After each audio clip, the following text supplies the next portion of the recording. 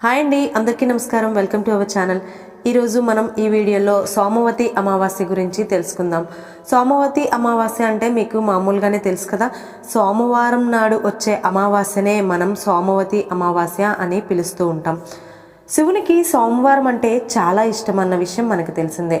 అమావాస్య నాడు ఆయన్ని పూజిస్తే కూడా విశేష ఫలితం లభిస్తుందని చెప్తూ ఉంటారు. ఇక ఆ సోమవారము అమావాస్య కలిసి వచ్చే రోజునే మనం సోమవతి అమావాస్య అంటారు. ఇది శివారాధనకు చాలా విశిష్టమైన రోజు. మరి ఆ రోజు వెనుక ఉన్న కథ ఏమిటో ఈరోజు ఈ వీడియోలో తెలుసుకుందాం. వీడియోలోకి వెళ్లే ముందు ఎప్పటిలాగే నాది ఒక చిన్న రిక్వెస్ట్. చాలామంది వీడియో మొత్తం చూస్తున్నారు, బట్ లైక్ చేయట్లేదు. మీరు ఇచ్చే లైకే నాకు మంచి బూస్ట్ ఎనర్జీ లాంటిది. సో మీరిచ్చే లైక్ వల్ల ఈ వీడియో అనేది మరింత మందికి చేరువవుతుంది. సో దానివల్ల నాకు కూడా ఇంకా మంచి మంచి వీడియోస్ చేయాలనే చాలా ఇంట్రెస్ట్ వస్తుంది. సో తప్పకుండా లైక్ చేయండి. అలాగే ఇంకా ఇప్పటివరకు ఎవరైనా సబ్స్క్రైబ్ చేసుకోకపోతే తప్పకుండా సబ్స్క్రైబ్ చేసుకోండి. ఇక వీడియోలోకి వెళ్ళిపోదాం. దక్షయజ్ఞం గురించి సూతుడు ఉత్సాహంతో మునులకి ఇలా చెప్తున్నాడు. తపోధనులారా, దక్షయజ్ఞ గాథను చెబుతాను వినండి. ఒకప్పుడు దక్ష ప్రజాపతి కనకల తీర్థంలో గొప్ప యజ్ఞాన్ని ప్రారంభించాడు. సర్వులను ఆహ్వానించారు. అందరూ శివమాయ మోహితులై ఋషులు, దేవతలు ఇంకా అనేక మంది భార్యాపిల్లలతో ఆనందంగా విచ్చేశారు. అగస్త్యుడు, కశ్యపుడు, అత్రి, వామదేవుడు, భృగువు, దధీచి, వ్యాసుడు, భారద్వాజుడు, గైసంపాయనాది మహర్షులు విచ్చేశారు. సర్వదేవగణాలు, లోకపాలురు, ఉపదేవగణాలు, దిక్పాలకులు మహోత్సవంతో నిజవాహన రూఢులై తెంచారు. సత్యలోకం నుంచి బ్రహ్మను, వైకుంఠం నుంచి విష్ణువును ప్రార్థించి గొప్ప ఆదరంతో తోడ్కొని వెళ్ళారు. సహస్ర రూపుడైన అగ్ని స్వయంగా ఆవిర్భవాలను స్వీకరించడానికి వచ్చాడు. సాక్షాత్తు సుందరాకారుడైన యజ్ఞపురుషుడు స్వయంగా ఉపస్థితుడయ్యాడు. విశ్వకర్మ తన నైపుణ్యంతో అనేక దివ్య భవనాలను నిర్మించాడు. వచ్చిన వారందరికీ దక్షుడు వాటిలో నివాసాన్ని ఏర్పాటు చేశాడు. దిక్పాలకులు ఆయుధపానులై ద్వారపాలక స్థానంలో నిల్చున్నారు. 18,000 మంది ఋత్విక్కులు హోమం చేశారు. 64,000 దేవర్షులు ఉద్ఘాతృ స్థానాలను అలంకరించారు.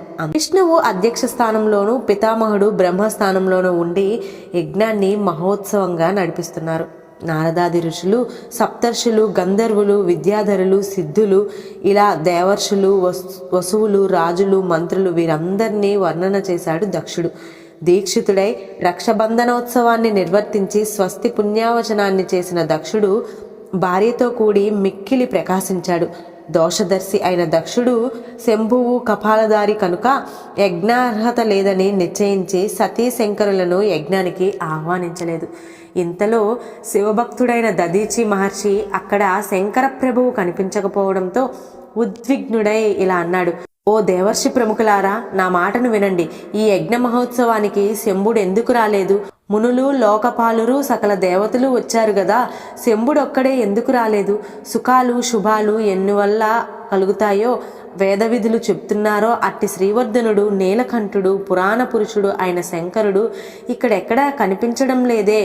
ఓ దక్ష, ఎవరిని పొంది అమంగళాలు కూడా మంగళాలు అవుతాయో, తన 15 నేత్రాలతో చూసిన మాత్రాన సర్వము పవిత్రత కృతమవుతుందో అట్టి శివుణ్ణి వెంటనే విష్ణువుచే గాని విధాతచే గాని ఆహ్వానింపచేయు. సతీ సహితంగా సర్వ ప్రయత్నాలను చేసి సగౌరవంగా తోడ్కొని రండి. ఆయన రాకతో గాని ఈ యజ్ఞం పరిపూర్ణం కాబోదు అని పలికాడు. అపథ్య రోగి ఔషధంలాగా దధీచి మాటలు దక్షుని బుద్ధికెక్కలేదు. ఆ సమయంలో మూఢబుద్ధి క్రోధావిష్టుడు అయిన దక్షుడు చిరునవ్వును నటిస్తూ ఇలా అన్నాడు.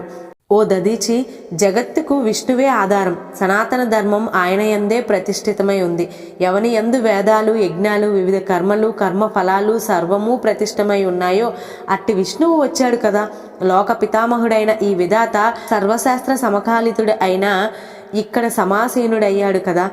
బృందావపురాజైన ఇంద్రుడు అక్కడ ఉపవిష్టుడయ్యాడు కదా. యజ్ఞానికి యోగ్యమైన వారు, శాంతులు, వేదార్థ తత్వజ్ఞులు అయిన వీరందరూ వచ్చారు కదా. ఇక్కడ రుద్రునితో మనకేం ప్రయోజనం? అతను కులగోత్రాలు, తల్లిదండ్రులు లేని ఏకాకి, శ్మశానవాసి, పిశాచాలకు ప్రభు. ఇక సతి విషయం అంటావా, తండ్రి గారు కదా అని బ్రహ్మ ప్రేరేపించగా అతనికి కన్యనిచ్చాను అంతే. ఇలాంటి మాటలు మరెప్పుడూ చెప్పకు, మరెక్కడా కూడా చెప్పకు. వీరందరూ కలిసి నా యజ్ఞాన్ని సఫలీకృతం చెయ్యండి, చేసి నన్ను కృతార్థుని చెయ్యండి అని అంటాడు.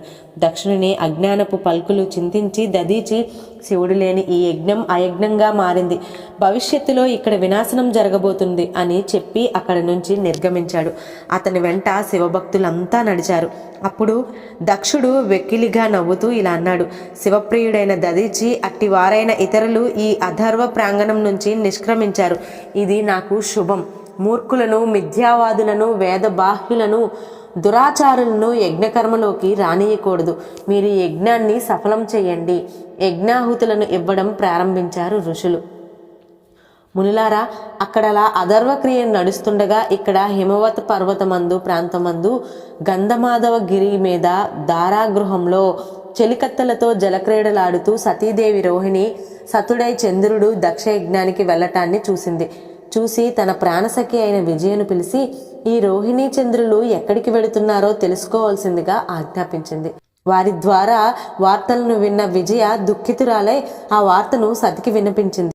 సతి విస్మయాన్ని పొంది కుమార్తె అయిన తనను తల్లిదండ్రులు ఎందుకు ఆహ్వానించలేదు అని మదనపడి యజ్ఞానికి వెళ్ళడానికి నిశ్చయించుకుని కొలువుకూటంలో సభ తీర్చి ఉన్న శంకర్ని సమీపించింది.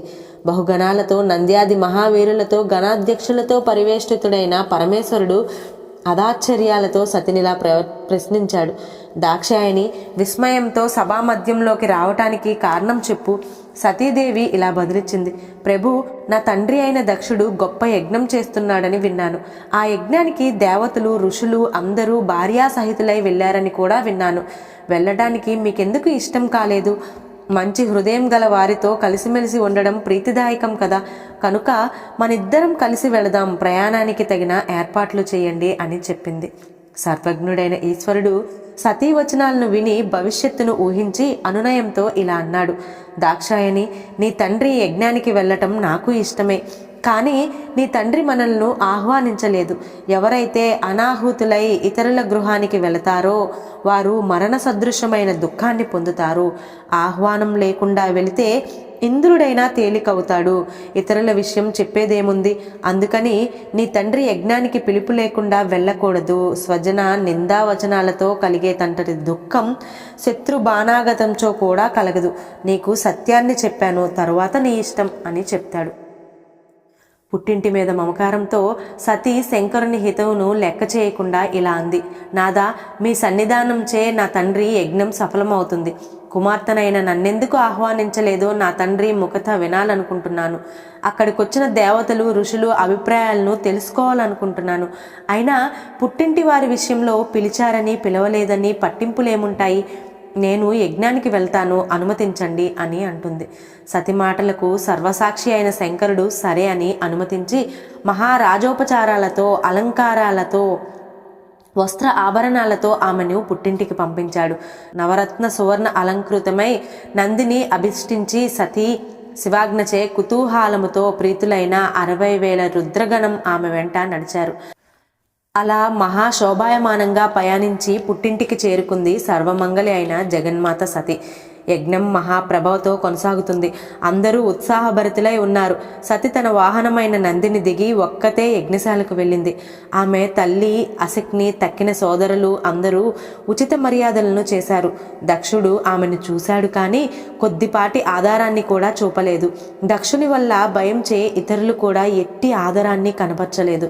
ఈ విధంగా సర్వులు అనాదరణకు గురి అయిన సతి ఆశ్చర్యంతో తల్లిదండ్రులకు నమస్కరించింది. ఆ యజ్ఞంలో విష్ణువాది దేవతలకిచ్చిన ఆవిర్భావాలను ఆమె చూసింది, కానీ రుద్రునికి మాత్రం భాగం లేదు. పట్టరాని కోపంతో చూపులతో దహిస్తుందా అన్నట్లుగా దక్షుని చూసింది. ఇతరులను కూడా అంత తీక్షణంగానూ చూసి తండ్రిని ఇలా నిలదీసింది, తండ్రి, పరమశోభనమూర్తి అయిన శంభుని నీవెందుకు ఆహ్వానించలేదు? ఆయన ఈ సృష్టి అంతటికు చైతన్య స్వరూపుడు కదా, ఆయన యజ్ఞ స్వరూపుడు కదా. ఆయన లేకుండా యజ్ఞం ఎట్లా సంభవం? ఆయన స్మరణ లేని కర్మలన్నీ అపవిత్రాలు. రుద్రుని ఒక సామాన్యసురునిగా భావించి అనాదరించావు. ఇక్కడ వారందరికీ అధికారిక స్థానాలనిచ్చింది ఆయనే కదా. అట్టి శివుని తెలుసుకోలేకుండా ఉన్నావు. నీ బుద్ధి భ్రష్టమైనది. శంభుడు లేని యజ్ఞానికి ఈ దేవతలు ఋషులు ఎలా వచ్చారు? తండ్రినిలా మందలించి సతీ విష్ణువునుద్దేశించి క్రోధంతో, ఓ హరి, సగుణ నిర్గుణ స్వరూపుడైన రుద్రుని నీ వెరగవా? వరాహ అద్యవతారాలను ఎత్తటానికి కారణం ఆయనే కదా. అయినా నీకు జ్ఞానోదయం కాలేదు. రుద్రుడు లేకుండా తగునమ్మా అని యజ్ఞభాగానికి ఎలా వచ్చావు అని ఎత్తిపొడిచింది. అట్టి కోపంతో బ్రహ్మనుద్దేశించి, ఓ పితామహ, 5 ముఖాలు గల నువ్వు రుద్రుని ఎదుట గర్వాన్ని చూపగా ఆయన నిన్ను చతుర్ముఖినిగా చేశాడు కదా అని నిలదీసింది. ఓ ఇంద్ర, మహాదేవుని పరాక్రమం గురించి నువ్వెరగవా? హరినిచే నీ వజ్రం భస్మం చేయబడింది కదా అని ప్రశ్నించింది. ఓ అత్రి, వశిష్ఠాది మునులారా, పూర్వం దారుకా వనంలో రుద్రుడు భిక్షాటనం చేసినప్పుడు మునులు శపించగా ఆయన లింగ రూపంలో జగత్తునంతటను దహించాడు కదా అని బుద్ధి చెప్పింది. ఈ విధంగా జగన్మాత అయిన సతీదేవి కోపంతో ప్రశ్నించగా అక్కడి వారంతా భయాన్వితులై మిన్నకుండిపోయారు. దక్షుడు కలుగచేసుకుని ఇలా అన్నాడు, ఓ సతీ, నువ్వు అధిక ప్రసంగం చేస్తున్నావు. నీకిక్కడ ఏం పనుందని పిలవకుండానే వచ్చావు. నీ భర్త అమంగళుడు, వేద బహిష్కృతుడు, అందువల్లనే ఆహ్వానించలేదు. మరి కాళ్ళు కడిగి కన్యాదానం చేశావు కదా అంటేవేమో. దానికి బ్రహ్మవాక్కు కారణం. కన్న కూతురువు గనుక ఒక మాట చెప్తున్నాను విను. ఎలాగా వచ్చావు గనుక యజ్ఞ పరిసమాప్తి అయ్యేటంత వరకు ఉండి వెళ్ళు, ఇక మారు మాట్లాడుకు అని అన్నాడు. తండ్రి పలుకులకు కిన్నురాలైన సతి భర్త వద్దని వారించినా వచ్చినా తన అవివేకానికి తనకు తానే నిందించుకుని తిరిగి భర్తకు తన ముఖాన్ని ఎలా చూపాలా అనే ఆత్మాన్యూనత భావంతో కోపంతో మహాభుజంగం బుసలు కొడుతూ నిట్టూర్పులు విడుస్తూ ఇలా అంది, ఎవడు మహాదేవుని నిందిస్తాడో, ఎవడు నిందను వింటాడో వారిద్దరూ శాశ్వత నరకంలో ఉంటారు. కనుక ఈ దేహాన్ని అగ్ని పరిత్యాగం చేస్తాను. నా ప్రభువుని గురించి నిందావచనాలను విన్న నాకు ఈ దేహంతో పనేమిటి? శక్తుడైన వాడు శంభుని నిందించిన వానిని నాలుకను కోసేయాలి, లేదా బుద్ధిమంతుడివైతే చెవులు మూసుకుని నిష్క్రమించాలి.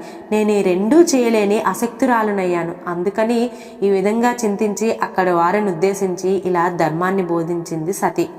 అనంతరం సతీదేవి మౌనాన్ని వహించి ప్రశాంత మనస్కురాలై భర్తను ఆదరంతో స్మరించి ఉత్తర దిక్కుగా నాళ్లపై కూర్చుండి జలంతో ఆచనం చేసి వస్త్రంతో కప్పుకొని శుచి అయి కండ్లు మూసుకొని యోగ మార్గంలో ప్రవేశించింది. ఇలా సతీదేవి తనను తాను దహించుకుంది. సతీదేవి మరణం గురించి విన్న శివుడు ఆగ్రహోద్రగుడై తన వెంట్రుకతో వీరభద్రుణ్ణి సృష్టించాడు. ప్రమద గణాలతో పాటు ఆ వీరభద్రుడు దక్షుని మీదకు దాడి చేశాడు. అక్కడ యజ్ఞానికి వచ్చిన వారందరినీ చావ చితకబాదాడు.